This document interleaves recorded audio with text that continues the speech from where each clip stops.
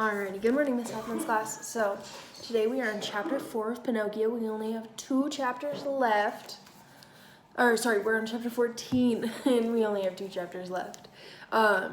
In the last chapter, what happened to Pinocchio? Ooh, he was saved by that dog, okay? And then, I think he did really well for like a year, and he was really close to becoming a boy, but then we all agreed that something had to be wrong. All right, so this is a butt instead of a boy. Here, let me fix that real quick. There we go. A butt instead of a boy. All seemed to be settled. Pinocchio had finally proven himself and was now ready to become a boy. However, in certain puppets' life, there will always be a butt bound to spoil everything. "Can I go hand out invitations?" Pinocchio asked Fairy. "Of course," Fairy replied. "But be sure to be home before dark." "I promise," Pinocchio said. "It is easy to give a promise," Fairy warned, "but not always so easy to keep it." "It's a cinch," Pinocchio declared confidently. "We'll see," Fairy said. "Do you think she knows what's going to happen beforehand? Or does she really know Pinocchio?" Pinocchio ran around town and within an hour handed out all of his invitations but one, Lampwick's. Lampwick was Pinocchio's best friend. His real name was Romeo, but everyone called him Lampwick because of his long, thin, string-like face. He was the laziest boy in school, but Pinocchio still loved him. It took a very long time, but Pinocchio finally found Lampwick hiding in an alley. Lampwick explained that he was waiting until sunset, at which point he planned to run far, far away. "How?" Pinocchio asked. "A wagon is going to come by, and I am going to hop on," Lampwick explained. "But haven't you heard?" Pinocchio asked. Haven't you heard?" Pinocchio asked. "Tomorrow I'm going to become a real boy. I'm going to have a party, and you have to come." "Terribly sorry," Lampwick said, "but I told you, I leave tonight for Funland. It is a magical land with no schools, teachers, or books. Every day is Saturday except for Sunday. All you do is play. You should come too." Pinocchio had to admit this magical place called Funland sounded wonderful. But he had made Fairy a promise, and he was about to become a boy. Just then, he recalled his additional promise to Fairy that he would return home before dark, and the sun was starting to set. I've got to go," he cried. Fairy will scold me." "Let her scold," scoffed Lampwick. "After a few minutes, she will get tired and stop." Pinocchio considered that. Then he asked, "Are there really no schools in this Funland place? Not even a shadow of a school?" "Not a one." Both boys watched as the sun dipped below the horizon. "It's dark already." Lampwick pointed out, You're already in trouble." The boys could hear the wheels of an approaching wagon in the distance. "Well?" that rascal Pinocchio said. When the wagon arrived, 12 pairs of donkeys were pulling it. Each one was a different color, and they were all wearing sneakers.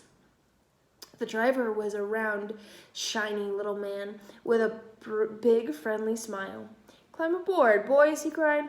But the wagon was so packed with other boys that it looked like a can of sardines. There was simply no room.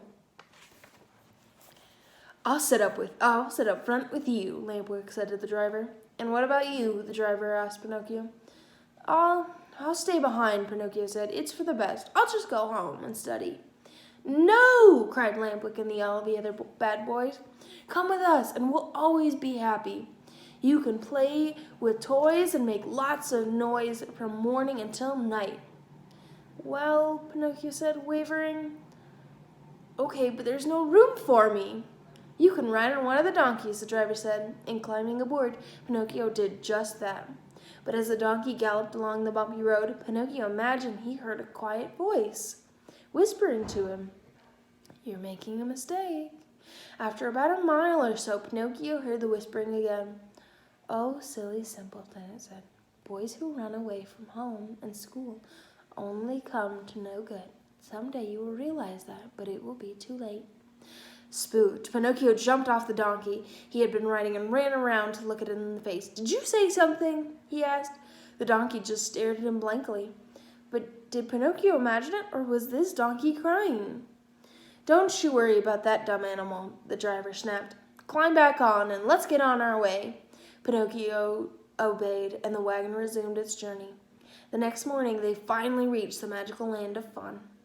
And what a place it was! It was entirely composed of boys and toys. Everywhere you looked, boys were playing. Some played marbles, others hopscotch or basketball. Some played tag, and others did handstands. The boys couldn't be happier. The weeks passed by lightning. And to think, Lampwick said to Pinocchio, you were going to stay home and miss all of this. And to think teachers told me you were a bad influence, Pinocchio added. The fun times continued, and the months passed. One morning, however, Pinocchio woke up to a surprise. His ears had turned into donkey ears. They were at least 10 inches long, and all hairy and gray as shoe brushes. He started to cry bitterly. Upon hearing the sob, a fat little squirrel came into the room. Oh, she said, nodding. I see you have the fever. What fever? The squirrel shook her head sadly. The donkey fever. I've never heard of it. Is it serious? The squirrel told Pinocchio that in 3 hours he would no longer be a puppet or a boy. He would turn completely into a donkey. How did this happen? Pinocchio asked. It is what happens to all boys who hate books and school and teachers, and who spend their day concerned only with fun, the squirrel explained. But it's not my fault, Pinocchio cried. Lampwick is the one who suggested I come here. He's a horrible influence. Pinocchio was determined to go find Lampwick and give him a piece of his mind. Putting a large cotton bag with ear holes over his head to hide those horrible donkey ears, Pinocchio got ready to go. Oh, with eye holes, not ear holes. With eye holes over his head to hide those horrible donkey ears, Pinocchio got ready to go.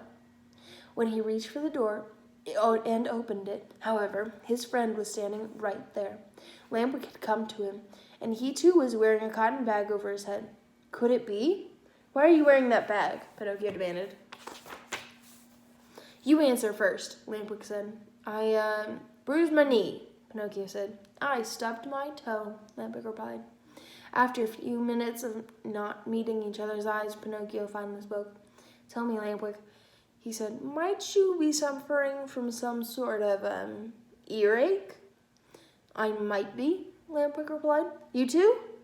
The boys agreed that on the count of 3, they would pull off their cotton bags and reveal themselves. On 3, the bags came off, and wouldn't you know it, both boys stood there, identical donkey ears. It was so ridiculous that they had to laugh. Laughter soon stopped, however, when the other parts of their bodies began to change. As they watched in horror, their arms turned into long, hairy legs, and their faces lengthened into snouts. Their backs became broader and grew bristles. Then, worst of all, both of them grew donkey tails.